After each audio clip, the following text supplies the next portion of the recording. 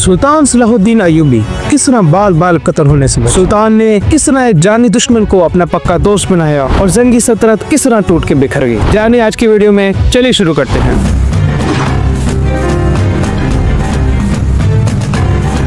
मिस्र के गवर्नर की हैसियत से हुक्मरानी करने वाले सुल्तान सलाहुद्दीन अय्यूबी शायद इधर के ही हुक्मरान रहते, मगर खुदा को तो कुछ और मंजूर था। नूरुद्दीन की मौत के बाद जब जंगी सल्तनत टूट गई और उनका बेटा अल-सालेह जो कि कम उम्र था और वो महलियाती साजिशों के दरमियान खेल रहा था, उनके दरबारियों ने आपस में सल्तनत को तोड़कर बांट लिए। जब सुल्तान सलाहुद्दीन अय्यूबी ने हालात देखे तो मिस्र को एक अलग सल्तनत में तब्दील कर दिया और अपने मौसिन का बदला और दरबारी साजिशियों को सबक सिखाने के लिए दमिश्क पर चढ़ाई कर दी। सुल्तान ने जल्द ही दमिश्क पर कब्जा कर लिया और मिस्र से दमिश्क के बड़े इलाके के सुल्तान बन गए। सुल्तान सलाहुद्दीन अय्यूबी सखी, मेहरबान और रहम दिल तो थे, मगर आपकी एक बड़ी खूबी ये थी कि आपका दिल बहुत बड़ा था। वक्त पड़ता तो आप पुराने दुश्मन को भी दोस्त बना लेते थे और अमन को तरजीह दिया करते थे। सुल्तान अय्यूबी का इसी तरह का एक दुश्मन जो कि आपके जानी दुश्मन था, शेख सन्नान था, जो कि शाम के लिए मस्याफ का हुक्मरान था।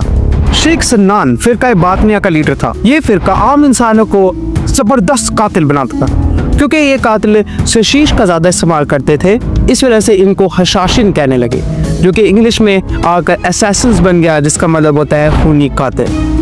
और क्योंकि ये हशीश के जो एरोज आपने असैसिन्स क्रीड गेम्स में भी देखे होंगे, वो इसी असैसिन्स के हशाशिन के ग्रुप से लिए गए हैं और इनके ट्रेडिशन से फॉलो किए गए हैं। ये फिरका इतना खतरनाक था कि बहुत से इस्लामिक हुक्मरान इसके नाम से खौफ खाते थे। इनको सुल्तान सलाहुद्दीन अय्यूबी के कत्ल का फरमान मिल गया। हुआ कुछ यूं कि दरबारियों को पता चल गया था कि सुल्तान सलाहुद्दीन अय्यूबी को मैदान में हराना नाकाबिले यकीन है और नामुमकिन तरीके से। इस तरह से उन्होंने साजिशों पे उतर आए और शेख सन्नान को माल और दौलत का लालच देकर उनको सुल्तान सलाहुद्दीन के कत्ल पर आमादा कर लिया। सुल्तान की जिंदगी में आपको बहुत बार कत्ल करने की कोशिशें की गई, मगर इनमें से दो वाकयात बहुत अहम थे जो हशाशिन्स की तरफ से किए गए थे, और वो ये थे, एक बार कातिलों का ग्रुप आया और मारा गया। फिर एक कातिल किसी न किसी तरीके से आपके खैमे के अंदर घुस गया और आपके सर के ऊपर चाकू से वार करने लगा। शायद कि सलाहुद्दीन ना होता अगर पगड़ी के नीचे एक लोहे का खौद ना होता। सुल्तान सलाहुद्दीन अय्यूबी पगड़ी के नीचे एक लोहे का खौद पहना करते थे, जो कि आपके हिफाजती इक़दामात में से एक था। अगर वो हिफाजती इक़दामात ना उठाते तो कुछ सलाहुद्दीन ना होता। फिर आप रहमतुल्लाह अलैह उठे और उस कातिल को मौत के घाट उतार दिया।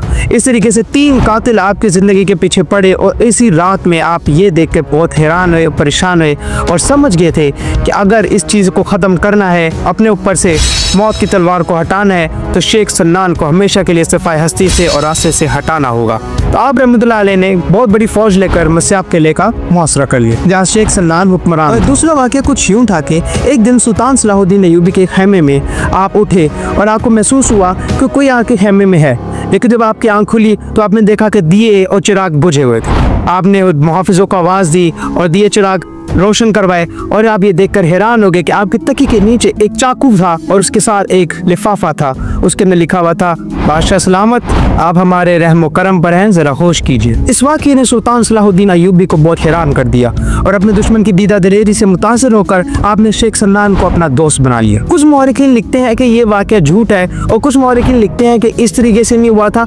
हुआ कुछ यूं था कि किले का मुआसरा आपने इस तरह सख्त किया था कि शेख सन्नान ने खुद रहम की भीख मांगी थी। बहरहाल किस्सा जो मर्जी हो, आप रहमतुल्लाह अलैह ने एक बहुत बड़े जानी दुश्मन को अपना साथी बनाकर एक सियासी बसीरत का आला नमूना पेश किया और यूं सुल्तान सलाहुद्दीन अय्यूबी का एक जानी दुश्मन आपका बेहतरीन दोस्त बना, जो कि आपके साथ शरीक होकर बहुत सारी जंगों में लड़ा। मगर सुल्तान का सबसे बड़ा चैलेंज शेख सन्नान या साजिद उमरा नहीं, बल्कि किंगडम ऑफ जेरूसलम था, यानी फ़लस्तीन की इस्लामी रियासत, जिसको आपने ख़त्म करके अपना ख्वाब यानी बैतुल मुक़द्दस को फ़तह करने का ख्वाब मुकम्मल। और आपने किस तरह बैतुल मुक़द्दस को फ़तह किया, आपने किस तरह सलीबियों को एक ऐसा नाकाबिले फरामोश शिकस्त दी कि वो भूल नहीं सके और आज तक सलाहुद्दीन अय्यूबी से नफरत करते हैं। अगली वीडियो में जाने के सुल्तान सलाहुद्दीन अय्यूबी ने किस तरह बैतुल मुक़द्दस को फ़तह किया, आपने किस तरह सलीबियों का मुहासरा किया और उनका मुकाबला किया, उसके साथ आपके साथ कौन से वाक़यात और पेश आए। मिलता हूँ आपको अगली वीडियो में, तब तक के लिए अल्लाह हाफ़िज़।